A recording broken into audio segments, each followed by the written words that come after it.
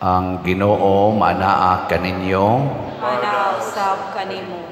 Pagbasa gikan sa Santos nga Ebanghelyo sumala ni Lucas. Mayawan ikaw, O Ginoo. Unya miadto si Jesus sa Capernaum o sa kalungsod sa Galilea, diin nagtudlo siya sa mga tao sa adlaw nga igpapahulay. Natingala silang tanan sa paagi sa iyang pagtudlo, kay may gahuman ang iyang mga pulong. Didto sulod sa sinagoga may tao nga giyawaan, ug sa makusog misinggit siya, "Jesus nga taga Nazaret, unsay imong tuyo kanamo? Mianhi ka ba aron paglaglag kanamo? Nasayod ako kung kinsa ka, ikaw mao ang balaang sulugoon sa Dios." Giingnan ni Jesus ang yawa, hilom o gula sa tao. Gilamba sa yawa ang tao sa atubangan nilang tanan, ug unya migula siya nga wala unsaa ang tao bisag jutay. Nahibulong ang tanan og nag-ingnanay, unsang pagtulun-ana kini. May gahom kining tawhana sa paghingilin sa mga yawa, og mikaylap ang balita bahin kang Hesus sa tanang dapit ni adtong yutaa. Ang Ebanghelyo sa Ginoo. Daygon ikaw, O Kristo.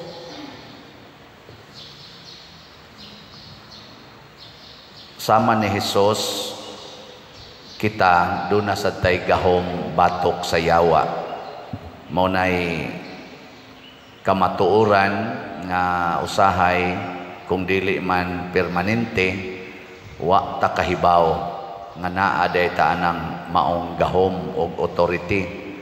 Muna ang mga Hudiyo natingala sila sa naman ni si authority batok sa yawa, ang iyang pulong gamhanan man kayo.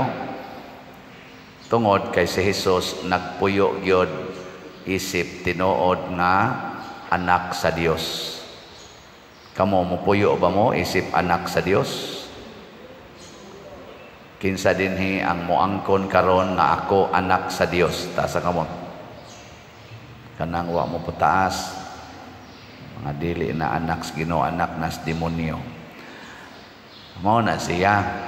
Si San Vicente Ferrer, iya sang gipuy-an ang pulong sa Ginoo tungod kay siya ni angkon nga siya anak sa Dios. Nakapapahawa po siya daghan kay mga yawa. Suguon maganyang yawa, di ba? Naaman na sa iyang milagro, no? Katong tao nga gibaligya niya iyang kalag ngadtos yawa. Niya nagbasol siya pagkadungog niya suwali ni San Vicente Ferrer. Nihangyo siya nga kaya naman kuno sila'y kasulatan sa yawa. Ang gidasa sa yawa ang kasulatan, pirma siya ba nga, imo na ang akong kalag. Nga iyang gihangyo si San Vicente, nga, tuan na rabato akong gipirmahan, gidara rabato si yawa. Ningo San Vicente, sige, atong patunghaon ang yawa. So, iyang gipatungha ang yawa. Dahil silang atubangan, iyang giingnan, iuli ng kuan, iuli ng gipirmahan niya. Gikuot sa kuno siyawa sa iyang bulsa. Diha sa dyan kuno ang gipirmahan. Ingon ana ang iyang authority ni San Vicente Ferrer, wa mo kabatian na. Naanas milagro eh. Pasig ako rin siya nakabati ato. Mao na, kita karon na po natakatuig isi parokya ni San Vicente Ferrer dinhi sa San Vicente Liluan. Hinaot unta nga kamao natang mogamit sa atong authority kana bang mga pulong nga naay authority, ug unsa man nga authority, kanang authority bahin sa pagwagtang sa sala. Nya unsaon man na paghimo diri sa atong unang pagbasa, niingon si San Pablo ngadto sa taga Tesalonica, "Duna gyoy katapusan ang atong kinabuhi." nya moabot ni siya nga mura og kawatan. Kasabot ang pagpuyo nato sa pulong sa Ginoo kinahanglan 24/7. Karong buntag murag na igos kilat ang atong mga in charge. Way nakabagting, way nakahanay diri, nagkasayop-sayop ang atong mga arrangement hastas pangadji nga igos kilat. Ngano man wa matog og sayo, wasan magplano, wa gihanay tanan. Doon ay panahon ingon ana ta. Matod pa ni San Pablo, narabay panahon mo ingon ta, okay kayong kinabuhi. Mo kalit kunog abot ang kamatayon. Ang katapusan ba? Pero karon, himsog kay mog lawas, himsog ikog lawas, okay kayo. Mo linog og kalit, hugno dayon ning atong simbahan, patay dayon tanan. Posible ba na? Mao na nahitabo sa mga lugar ng ipanglinog. Mabangin, namahaw po yung tao, namahaw. Ana, kalit lag linog, lusno dayon, patay. Katubitang landslide diha sa Naga, diri Southern Leyte. Sus, luya lagi. Naba, nangatog, pagmata, diri na silahom siyuta. Wata kay bao eh. Pragod ato diyang kapitan diha sa ex-kapitan diha sa Tayon. Itong pagpista nila, itong saan ang ilang patron diha, si San Isidro. Sus, perti pa taong sayaw-sayaw nilang duha to. Okay kay kinabuhi. Senior Citizens Night. Sayaw-sayaw. Pagkakapoy-kapoy na, mga alas 11 na tingitos gabi nang labang na. Uli na sila natos ilang balay. Ginunitay ang taos kamot ko no. Kay labing lagi kayo, bisag 70s na. Uy, agian bitas motor nga walang pakialam sa mundo. Patay silang duha. On the spot. Kan ba? Kana ingon anak bitaw ang pangitabo. Gilingi ay mong tupad. Ina, posible ba yang mamatay na kakaron? Ina, posible na mamatay na kakaron. Basig atuo ka nga kanang imoro mga pangandoy, matuman gina. Basig nagtuo ta nga kining ato dining mga kumbintong gitukod mahuman gini sa akong termino. Way siguro ay karong hapon wa na patay na ni Siano. Di ba? Ana na siya. Anya karon sa may buhaton matud pang San Pablo magtukaw ay mog pangatog. Pasabot, do not give time nga mo dominate nimo ang yawa, ang sala. Ayaw tagaig higayon. Ayaw pag-ingon nga last na lang ni Lord. Kausa na lang ni Lord. Ana, ayaw butang yung definite nga end. Parehara sad na sa imong pagtabang sa isig katao o pagpasaylo sa atong isig katao ang pagbuhat og maayo. Ayaw unya-unya. Di magani ka kaunya-unya inig patad nimo anang swertres kay basig mo gawas ng imong numero gi-maintain. Di magani ka kaunya-unya. Ayaw unya-unya asad. Karon pasaylo ada yon. Wa mo'y gidumtan diyang tao karon. Wa mo'y gisigihag kasaba. Nang dali kayong kasabaan, dali kayong kusion. Wa mo na. Hunungan na kay makapaimpirno na. Kapaimpirno gina. Ay mo kumpiyansa na. Tuo mo gina, mo sabot ra ng Ginoo, natural ra magunagod na. Isag maestra pa kasi kagkasaba ng estudyanteng bugo na makapaimpirno ginani mo. Simple ra kay nas tanan, magsigira nagduwa-duwa, di ra na maminaw nimo pero dadto na ka anas impirno di ka mo kuan. Di ka magmatngon. Mo na ingon San Pablo ay gyud katog. Aware gyud ka nga yay sa yawa naman tingay ni. Mo na si Hesus hadlok ay yawa ni Hesus kay si Hesus wa man gid siya bisang gamayng moment nga mo kumpiyansa siya. Mausad ang mahal nga Birhen Maria, mausad ang mga santos. Unya ron kung ingnon ka nga palit og slat karon, palit ka dili. Oh, tanawa, una-una pa yun. Sa ako din bugas, ako din paliton. Ayaw lagi, inigingaw, ay kumpiyansa, palit-palit, gidayon. Mag-unya-unya pa man ka na, maabutan ka ni hinoon ka sirado. Astilan. Pila na ni atong slot, ato lang ni isgutan.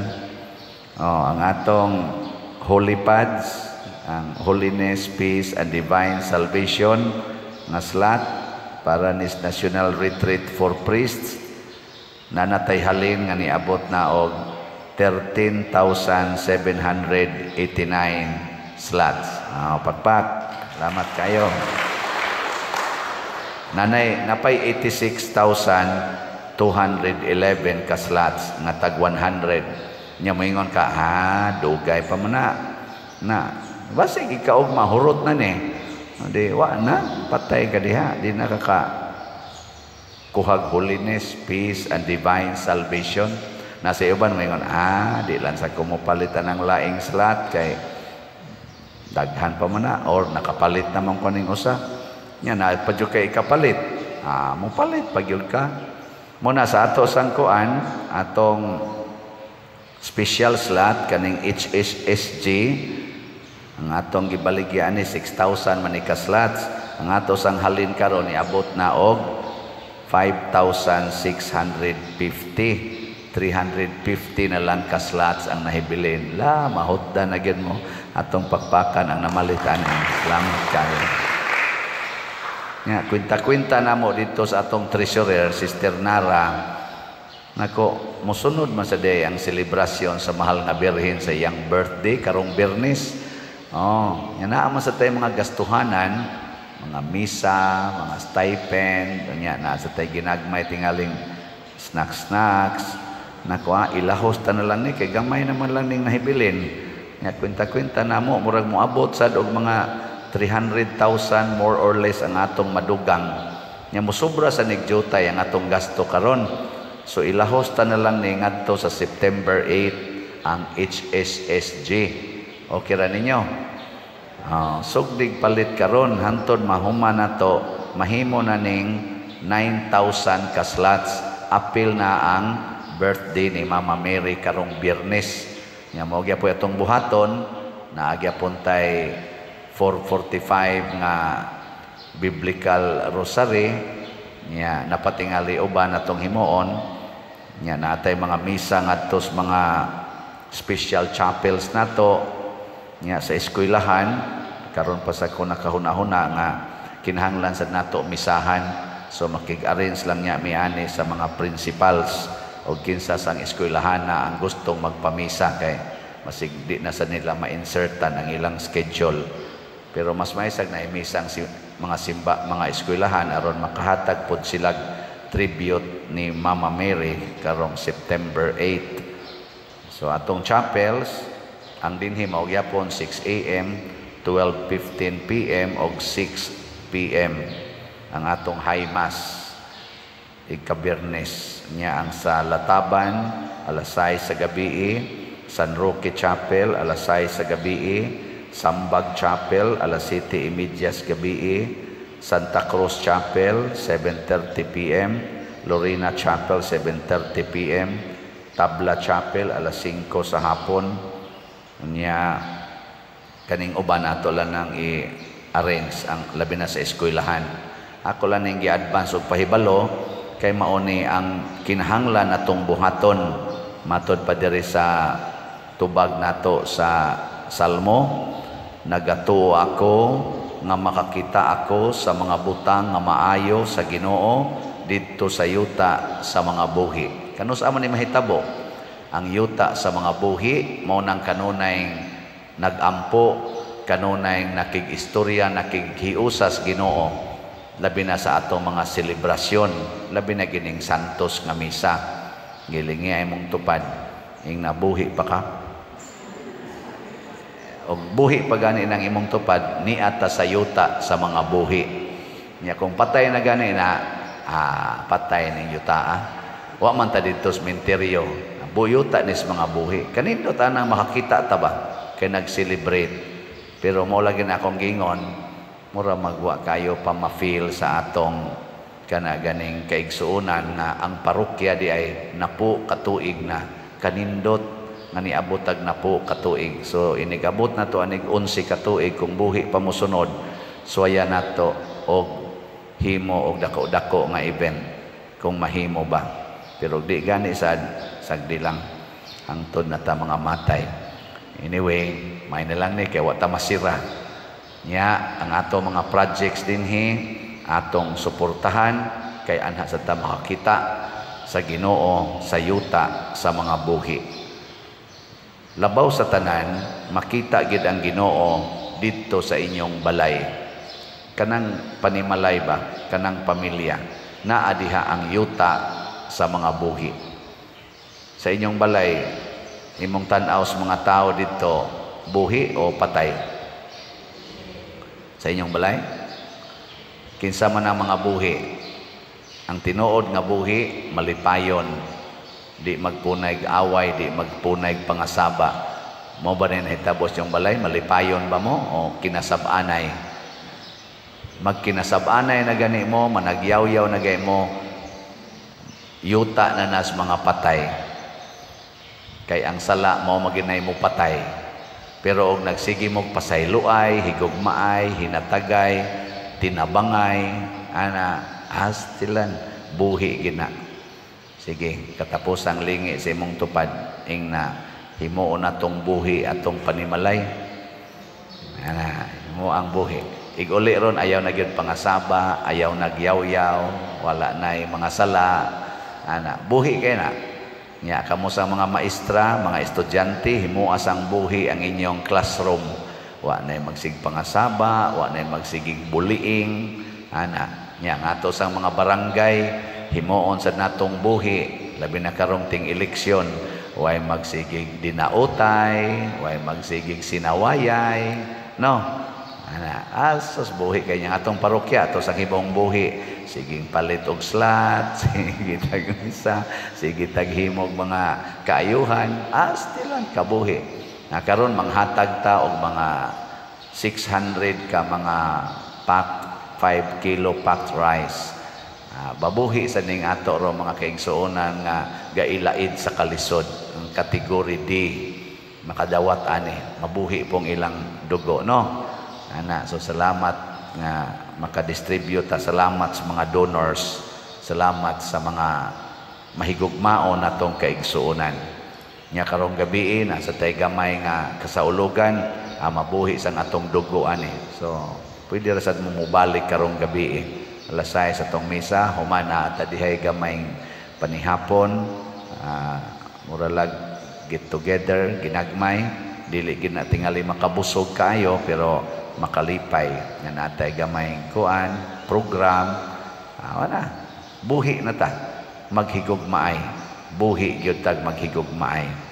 Si San Vicente Ferrer nagpasakit siyang kaugalingon aron ta mabuhi ang iyang mga gihigugma, pero gigamit niya ang tanan sa ngalan sa Ginoo ug para sa Ginoo, kuyog sa mahal nga Birhen Maria. So kita sad mag-alto sa ta, magsakripisyo para mabuhi ang atong isig katao. Manghatag ta, magampo ta, muantos ta, aron ta mabuhi. Manindog na ang mga buhi.